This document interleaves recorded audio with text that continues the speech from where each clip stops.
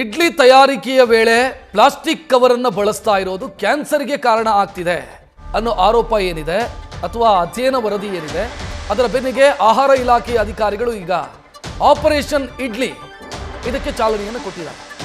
ಬೆಂಗಳೂರಿನ ಹೋಟೆಲ್ಗಳಿಗೆ ಲಗ್ಗೆ ಇಟ್ಟಿದ್ದಾರೆ ಅಧಿಕಾರಿಗಳ ತಂಡ. ಇಡ್ಲಿ ತಯಾರಿಕೆಗೆ ಪ್ಲಾಸ್ಟಿಕ್ ಬಳಕೆ ಮಾಡಲಾಗ್ತಿದೆಯಾ ಅನ್ನೋದನ್ನು ಪರಿಶೀಲನೆ ಮಾಡಲಾಗಿದೆ. ಪ್ಲಾಸ್ಟಿಕ್ ಅನ್ನು ಬಳಸಿ ಇಡ್ಲಿಯನ್ನು ತಯಾರಿ ಮಾಡ್ತಾ ಇರುವಂತಹ ಹೋಟೆಲ್ಗಳಿಗೆ ನೋಟಿಸ್ ಕೊಡಲಾಗಿದೆ.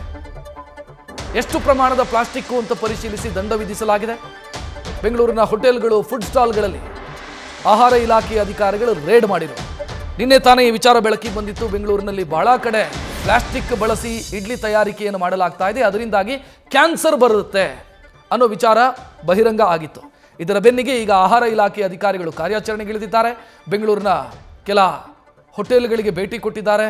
ಅಲ್ಲೆಲ್ಲಾದರೂ ಈ ರೀತಿ ಪ್ಲಾಸ್ಟಿಕ್ ಬಳಸಿ ಇಡ್ಲಿ ತಯಾರಿಕೆ ಮಾಡಲಾಗ್ತಿದೆ ಅನ್ನೋದು ಗೊತ್ತಾದ ತಕ್ಷಣ ಅವರಿಗೆ ನೋಟಿಸ್ ಕೊಡಲಾಗಿದೆ, ದಂಡ ವಿಧಿಸಲಾಗಿದೆ. ನ್ಯೂಸ್ ಫಸ್ಟ್ ನಿರ್ಭೀತಿಯಿಂದ ನಿಮ್ಮ ಪರವಾಗಿ.